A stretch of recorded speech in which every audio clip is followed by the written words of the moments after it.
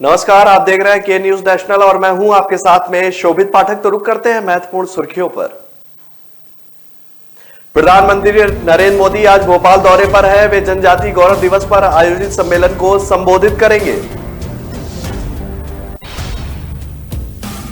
प्रसिद्ध इतिहासकार, लेखक और पद्म विभूषण पुरस्कार से सम्मानित बलवंत मोरेश्वर पुरंदरे यानी बाला साहब पुरंदरे का सोमवार तड़के पुणे में निधन हो गया। वे 99 साल के थे।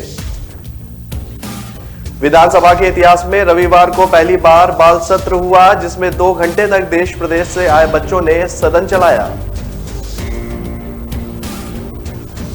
लद्दाख के भाजपा सांसद जामयांग शेरिंग नामग्याल ने कांग्रेस सांसद राहुल गांधी पर तीखा तंज कसा। बॉलीवुड एक्ट्रेस कंगना रनौत को 2014 में असली स्वतंत्रता मिलने का बयान अब बीजेपी को भी अखरने लगा है।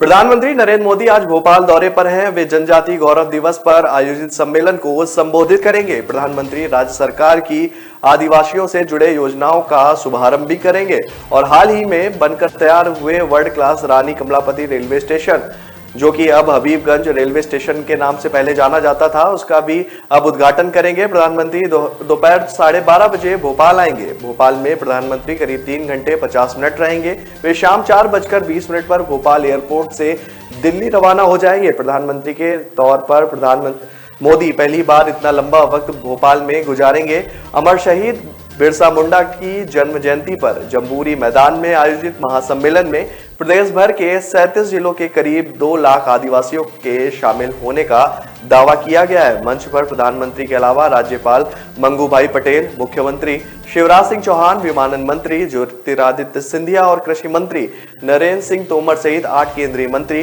प्रदेश अध्यक्ष वी.डी. शर्मा और प्रदेश के आदिवासी नेता रहेंगे। आपको बता दें कि जम्बूरी मैदान पर होने वाले सम्मेलन स्थल पर सहायता समूह के उत्पादों की प्रदर्शनी भी लगाई गई है। इसका प्रधानमंत्री अवलोकन करेंगे। प्रधानमंत्री का भाषण करीब 20 से 25 मिनट का होगा। इससे पहले मुख्यमंत्री शिवराज सिंह चौहान का भाषण होगा। कार्यक्रम के मुताबिक प्रधानमंत्री बीजेपी के वयोवृद्ध नेता लक्ष्मी नारायण गुप्ता का सम्मान भी करेंगे। प्रधानमंत्री को आदिवासी कलाकार भूरी भाई और भज्जू सिंह श्याम अपनी पेंटिंग भी भेंट करेंगे। प्रसिद्ध इतिहासकार, लेखक और पद्म विभूषण पुरस्कार से सम्मानित बलवंत मोरेश्वर पुरंदरे यानी कि बाबा साहब पुरंदरे का सोमवार तड़के पुणे में निधन हो गया। वे 99 साल के थे। वे पुणे के एक प्राइवेट अस्पताल में वेंटिलेटर सपोर्ट पर थे। पुरंदरे को महाराष्ट्र भूषण पुरस्कार से भी नवाजा गया था। दीनानाथ मंगेशकर अस्पताल के हेल्थ डायरेक्टर धनंजय केलकर ने कहा कि बाबा साहब को उम्र संबंधित बीमारियां थीं। उन्होंने आज सुबह 5:07 पर अंतिम सांस ली। अस्पताल ने कहा कि उन्हें निमोनिया भी हुआ था। उनके पार्थिव शरीर को पार्वती स्थित उनके आवास पर ले जाया जाएगा। साथ ही आज उनका अंतिम संस्कार भी किया जाएगा। बाबा साहब का जन्म 29 जुलाई 1922 को हुआ था। उन्हें महाराष्ट्र में शिव शहर के नाम से भी जाना जाता है। ऐसा माना जाता है कि बाबा साहब ने महान नाटक जानता राजा के माध्यम से छत्रपति शिवाजी महाराज के इतिहास को घर घर पहुंचाने में महत्वपूर्ण भूमिका निभाई थी। यह महानाटक न केवल महाराष्ट्र के बल्कि आंध्र प्रदेश, गोवा और देश के अन्य हिस्सों में भी प्रसिद्ध हुआ था।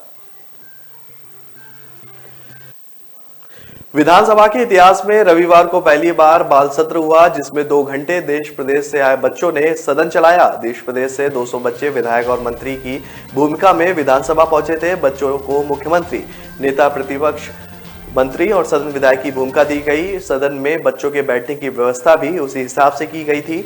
बच्चों ने जनता से जुड़े सवाल और मुद्दे उठाए। शून्यकाल में परीक्षाओं में नेटबंदी और भाई भतीजावाद का मुद्दा प्रमुखता से उठाया गया, जिस पर हंगामा और वॉकआउट भी हुआ।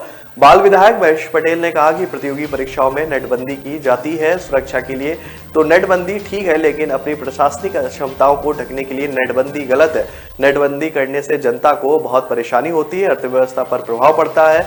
75 बार नेटबंदी करके राजस्थान कश्मीर के बाद दूसरे नंबर पर है। इस मुद्दे पर सरकार से जवाब की मांग भी की गई। एक बाल विधायक ने कहा कि नकल के साथ भाई भतीजावाद भी खूब चल रहा है। चर्चा की अनुमति नहीं देने पर सदन से वॉकआउट किया। लद्दाख के भाजपा सांसद जामयांग शेरगिल नामग्याल ने कांग्रेस सांसद राहुल गांधी पर तीखा तंज कसा है। वाराणसी पहुंचे नामग्याल ने रविवार को कहा कि राहुल की सोच को लेकर बात करना भी समय की बर्बादी है। देश के हित में बात और चर्चा होनी चाहिए। देश का युवा जानता है कि क्या सही और क्या गलत है। हमारा देश लोकतांत्रिक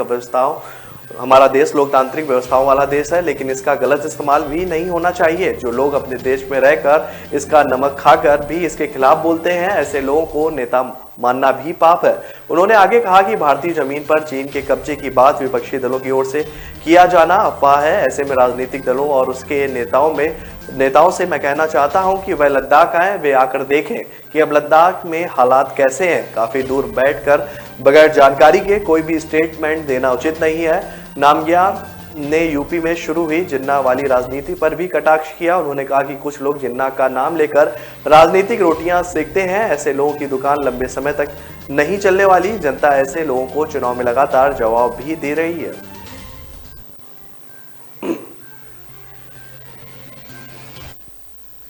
बॉलीवुड एक्ट्रेस कंगना रनौत का 2014 में असली स्वतंत्रता मिलने का बयान अब बीजेपी को भी अखड़ने लगा है। इस बयान पर उपजे विवाद और कंगना की तरफ से किए जा रहे बचाव के बीच महाराष्ट्र के बीजेपी अध्यक्ष चंद्रकांत पाटिल ने भी उन्हें गलत बताया है। पाटिल ने रविवार को एएनआई से कहा कि कंगना रनौत की भावना हो सकती है कि वे 2014 के बाद ही स्वतंत्रता मिलना अनुभव करती हैं, लेकिन उन्हें 1947 में हासिल की गई आजादी पर कमेंट करने का कोई हक नहीं है। इस पर उनका कमेंट पूरी तरह गलत है। हालांकि कंगना को इस मुद्दे पर सीनियर एक्टर विक्रम गोखले का समर्थन भी मिला है। गोखले ने पुणे में एक प्रोग्राम में कहा कि मैं कंगना रनौत की तरफ से कही गई बात से सहमत हूं। हमें आजादी दी गई थी, बहुत सारे स्वतंत्रता सेनानी फांसी पर लटका दिए गए और उस समय के बड़ों ने उन्हें बचाने की कोई भी कोशिश नहीं की। वे लगातार गूंगे दर्शक बने रहे। तो रुक रहे हैं छोटे से ब्रेक के लिए। ब्रेक के बाद जल्द हाजिर होंगे। न ऐश का न द्वेष का, यह दंगल है देश का। सुलगती समस्याओं के झुलसते सवालों का होगा दंगल देश का। प्रशासन के प्रश्नों को लेकर होगा दंगल देश का। शिक्षा, स्वास्थ्य, समाज, कानून और व्यवस्था के आज क्या है हालात। सोमवार से शुक्रवार रोज रात 8 बजे जलपा क्षत्रिय के साथ दंगल देश का।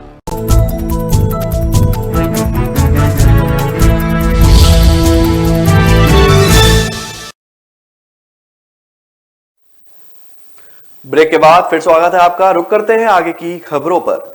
सुल्तानपुर में पूर्वांचल एक्सप्रेसवे की एयर स्ट्रिप पर रविवार दोपहर बाद C-130J हरकुलिस विमान उतरा।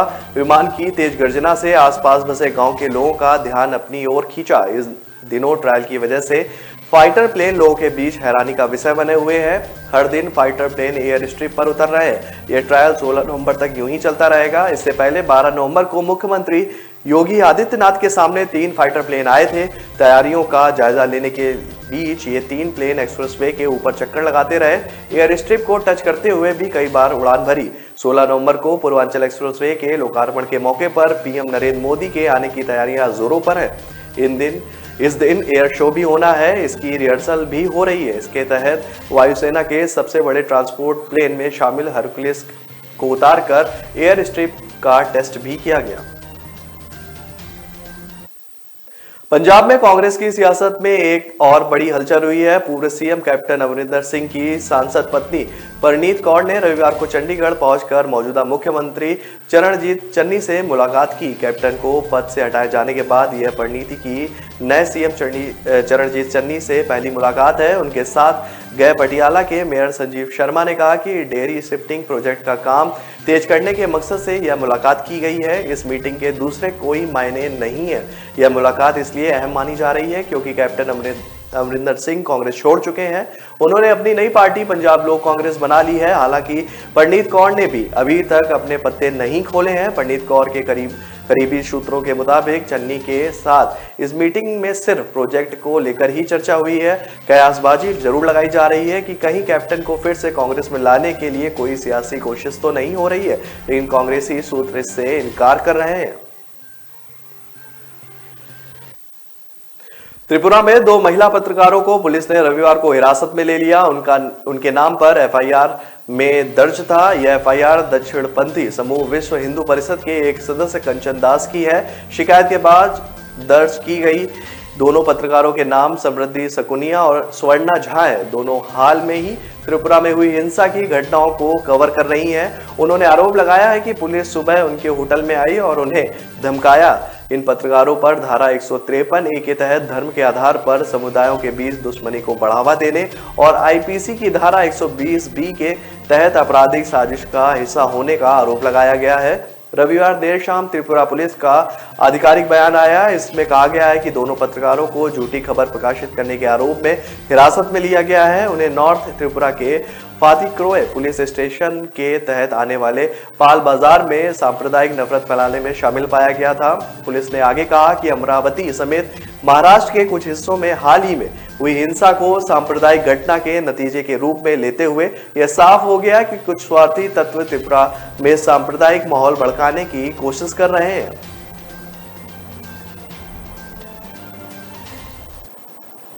जवाहरलाल नेहरू विश्वविद्यालय में एक बार फिर वॉयलेंस की जानकारी मिली है। खबर है कि वाम गठबंधन, ऑल इंडिया स्टूडेंट एसोसिएशन, ऐसा student federation of India SFI और अखिल भारतीय विद्या परिषद ABVP के सदस्यों के बीच झड़प हो गई, जिसमें 12 से अधिक छात्र घायल हो गए। आपको बता दें कि घायल छात्रों में से 3 की हालत बेहद नाजुक बनी हुई है। छात्र संघ के सदस्यों ने बताया कि झड़प में गंभीर रूप से घायल छात्रों को नई दिल्ली स्थित एम्स में भर्ती कराया गया।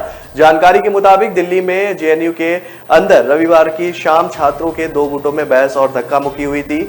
अभी तक की जानकारी के मुताबिक अखिल भारतीय विद्यार्थी परिषद और लेफ्ट समर्थित छात्रों के बीच किसी बात को लेकर बहस हुई थी, जिसके बाद झगड़ा इतना बढ़ गया कि हाथापाई तक नौबत आ गई।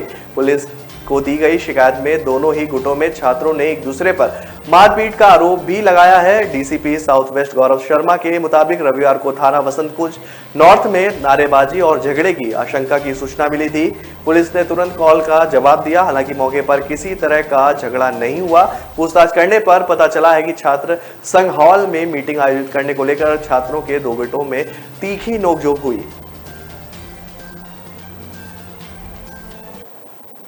वायु प्रदूषण के चलते दिल्ली में लॉकडाउन लगाने पर विचार किया जा रहा है। दिल्ली सरकार सोमवार को इसके संबंध में एक प्रस्ताव सुप्रीम कोर्ट को सौंप सकती है। मुख्यमंत्री अरविंद केजरीवाल ने शनिवार को कहा था कि लॉकडाउन का फैसला काफी बड़ा है और इससे पहले बड़े स्तर पर चर्चा की जाएगी। शीर्ष अदालत ने प्रदूषण पर लगाम लगाने के लिए शनिवार को दिल्ली सरकार से लॉकडाउन के बारे में सोचने के लिए कहा था। हालांकि दिल्ली में बीते कुछ दिनों में हवा का स्तर काफी खराब बना हुआ है। इसका प्रमुख कारण पराली जलाने और दिवाली पर पटाखों के इस्तेमाल को माना जा रहा है, लेकिन जानकार वाहनों से होने वाले उत्सर्जन और निर्माण कार्यों को भी बड़ी समस्या मान रहे हैं। हालात पर काबू पाने के लिए दिल्ली NCR के कुछ हिस्सों में स्कूल बंद करने जैसे कदम उठाए गए। दिल्ली में सभी स्कूल 15 नवंबर से एक हफ्ते के लिए बंद रहेंगे। गुरुग्राम, फरीदाबाद, सोनीपत, झज्जर में स्कूल्स पर 17 नवंबर तक ताला रहेगा।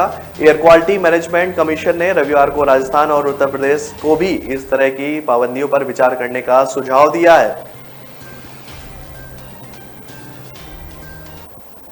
तो रुक रहे हैं छोटे से ब्रेक के लिए। ब्रेक के बाद जल्द हाजिर होंगे। ऐश का न द्वेष का, यह दंगल है देश का।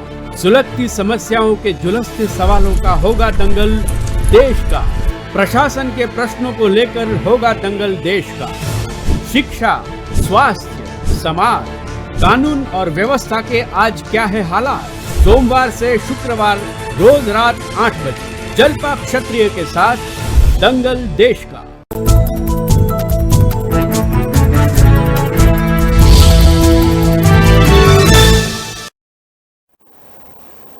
ब्रेक के बाद फिर स्वागत है आपका। रुक करते हैं आगे की खबरों पर। पीएम नरेंद्र मोदी के भोपाल में व्यस्त कार्यक्रम है। भोपाल में उनका भूतपूर्व स्वागत किया जाएगा। प्रधानमंत्री मोदी आज यहां रानी कमलापति रेलवे स्टेशन का उद्घाटन करेंगे। भोपाल के हबीबगंज रेलवे स्टेशन का नाम बदलकर रानी कमलापति रेलवे स्टेशन किया गया है। जनजातीय गौरव दिवस सम्मेलन और कमलापति रेलवे स्टेशन के लोकार्पण के साथ साथ उनका यहां मेगा रोड शो भी होगा। भोपाल के लोग प्रधानमंत्री का स्वागत फूल बरसाकर करेंगे। पीएम का रोड शो आधा किमी तक होगा, जिसमें 30 स्वागत मंच बनाए जा रहे हैं। प्रधानमंत्री नरेंद्र मोदी का भोपाल में पहला मुकाम जम्बूरी मैदान होगा। वहां जनजातीय गौरव दिवस कार्यक्रम में शामिल होने के बाद अगला कार्यक्रम world class Kamlapati railway station के लोकार्पण का है, लेकिन उससे पहले उनका रोड शो होगा। भोपाल के लोग प्रधानमंत्री नरेंद्र मोदी को देख और उनका स्वागत कर सकेंगे। भोपाल के जमहूरी मैदान में जनजातीय गौरव दिवस कार्यक्रम के बाद पीएम नरेंद्र मोदी का भोपाल में मेगा रोड शो भी किया जाएगा। आधे किलोमीटर के इस मेगा रोड शो के करीब 30 मंच बनाए गए हैं। इस मंच पर आदिवासी लोक नृत्य होंगे। मंच के पास ही बीजेपी नेता और कार्यकर्ता कतार में खड़े होंगे और पीएम का स्वागत करेंगे। लाइनें भी लगेंगी। इस दौरान पीएम पर फूलों की बारिश भी की जाएगी। यूपी विधानसभा चुनाव से पहले कांग्रेस महासचिव प्रियंका गांधी ने बुलंदशहर में बड़ा ऐलान किया है। प्रियंका गांधी ने कहा है कि कांग्रेस यूपी के आगामी विधानसभा चुनाव में किसी से भी गठबंधन नहीं करेगी और अकेले दम पर चुनाव लड़ेगी। उन्होंने कहा कि आजादी का मतलब सत्ताधारी दल नहीं जान सकते हैं। जिस देश को अपने बलिदान से नेहरू, पटेल समेत तमाम क्रांतिकारियों ने आजादी दिलाई, उसका मतलब सत्ताधारी दल भूल गए हैं। भाजपा को आजाद भारत की कमान बिना संघर्ष के मिली है। प्रियंका ने रविवार को अनूप शहर के डिग्री कॉलेज में प्रतिज्ञा सम्मेलन लक्ष्य 2022 की शुरुआत की, जिसमें 14 जिलों के हजारों पदाधिकारियों के साथ संवाद किया गया। प्रियंका गांधी ने कहा कि हमारे करो या मरो का नारा रहा है। आज एक बार फिर मैं आपसे यही नारा दोहराने के लिए कहती हूँ। चुनाव में 3 महीने का ही वक्त रह गया। ऐसे में बिना डरे संगठन को मजबूत करने और संगठन में कार्यकर्ताओं को बढ़ाने के कार्यक्रम में जुट जाओ। हर घर जाकर पार्टी के संकल्पों के बारे में लोगों को बताओ, उन्हें अपने साथ जोड़ो। अगले 2 महीनों का लक्ष्य बताते हुए प्रियंका गांधी ने कार्यकर्ताओं और पदाधिकारियों को संगठन के प्रचार के लिए सोशल मीडिया के इस्तेमाल करने के लिए भी सुझाव दिए। उत्तर प्रदेश की राजधानी लखनऊ के कृष्णानगर इलाके में बने अवस्थी लॉन में मुख्यमंत्री योगी आदित्यनाथ ने कहा है कि ब्राह्मण होने का मतलब संस्कृति, संस्कार और धर्म से जुड़ा होना है। उन्होंने कहा कि वे ब्राह्मण ही हैं जिन्होंने सम विषम परिस्थितियों में भी अपने धर्म को नहीं छोड़ा, स्वयं कष्ट भोगना, लेकिन संस्कृति, सनातन धर्म पर आंच न आने देने का काम ब्राह्मणों ने ही किया है। सीएम योगी लखनऊ के ब्राह्मण परिवार के 16वें स्थापना दिवस के मौके पर बोल रहे थे। सीएम योगी ने कहा कि हमारी संस्कृति में ब्रह्म तत्व है, इसलिए हमारा कोई कुछ नहीं बिगाड़ सकता। उन्होंने कहा कि हमने प्रयागराज में महर्षि भारद्वाज की प्रतिमा लगवाई है। बस्ती मेडिकल कॉलेज का नाम महर्षि वशिष्ठ के नाम पर रखा गया है। देवरिया मेडिकल कॉलेज का नाम देवराहा बाबा के नाम पर रखा। योगी आदित्यनाथ ने आगे कहा कि अफगानिस्तान में तालिबानियों ने बर्बरता की और जो लोग तालिबान की सोच वाले हैं वही जिन्ना का भी समर्थन करते हैं। देश की रियासतों को जोड़ने का काम सरदार पटेल ने किया है, लेकिन वोट बैंक के लिए कुछ लोग जिन्ना की तुलना सरदार पटेल से कर रहे हैं। एक राष्ट्र नायक की तुलना खलनायक से कर भगत सिंह को अपमानित भी किया जा रहा है। ऑस्ट्रेलिया के रूप में दुनिया को T20 वर्ल्ड कप के रूप में एक नया चैंपियन मिल गया है। जीत की खुशी मैथ्यू वेड और मार्कस स्टोइनिस ने इस कदर डूब गए जीत की खुशी में कि वेड और स्टोइनिस ने जूते में बियर डालकर पी और जमकर डांस किया। कंगारू टीम ने T20 वर्ल्ड कप के फाइनल में न्यूजीलैंड को 8 विकेट से हराकर पहली बार इस खिताब पर कब्जा जमाया। T20 चैंपियन बनने के लिए ऑस्ट्रेलिया को पूरे 14 सालों का इंतजार करना पड़ा। 2010 में टीम के पास टूर्नामेंट जीतने का मौका था, लेकिन इंग्लैंड ने टीम के सपने को पूरा नहीं होने दिया। ऑस्ट्रेलियाई टीम के लिए T20 वर्ल्ड कप में पहली बार खिताब पर कब्जा कितना मायने रखता है, इसका अंदाजा इससे लगाया जा सकता है कि जीत के बाद ऑस्ट्रेलिया टीम की ड्रेसिंग रूम में रात भर जश्न का माहौल रहा। स्टोइनिस ने इस मैच में एडम जस्पा की गेंद पर मार्टिन गुप्टिल्स का कैच पकड़कर ऑस्ट्रेलिया को पहली सफलता दिलाई थी। गुप्टिल ने 35 गेंदों का सामना कर 28 रन बनाए। वहीं मैथ्यू वेड ने भी डेरिल मिचेल का कैच जोश हेडवुड की गेंद पर पकड़कर उन्हें पवेलियन की राह दिखाई। मिचेल ने 8 गेंद का सामना कर 11 रन भी बनाए।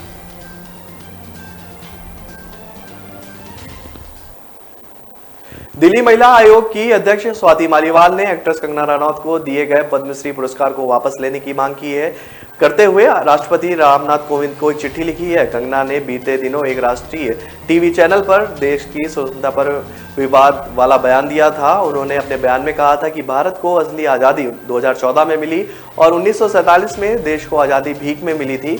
मालीवाल ने अपने चिट्ठी में लिखा कि एक्ट्रेस ने अपने बयान से देश के स्वतंत्रता सेनानियों का अपमान किया। उन्होंने आगे लिखा कि उनके इस बयानों से पता चलता है कि उनके अंदर भगत सिंह, महात्मा गांधी जैसे हमारे अनेक स्वतंत्रता संग्राम सेनानियों के प्रति कितनी नफरत भरी हुई है, जिन्होंने देश की आजादी के लिए अपनी जान दे दी। हम सभी को पता है कि हमारे स्वतंत्रता संग्राम सेनानियों के बलिदान के कारण ही हमें ब्रिटिश हुकूमत से आजादी मिली। स्वाति ने आगे कहा कि कंगना को सत्ता की गुलामी देश की असली आजादी लग रही है। तो फिलहाल इस बुलेटिन में मेरे साथ इतना ही। आगे की खबरों के लिए बने रहिए के न्यूज नेशनल के साथ। नमस्कार।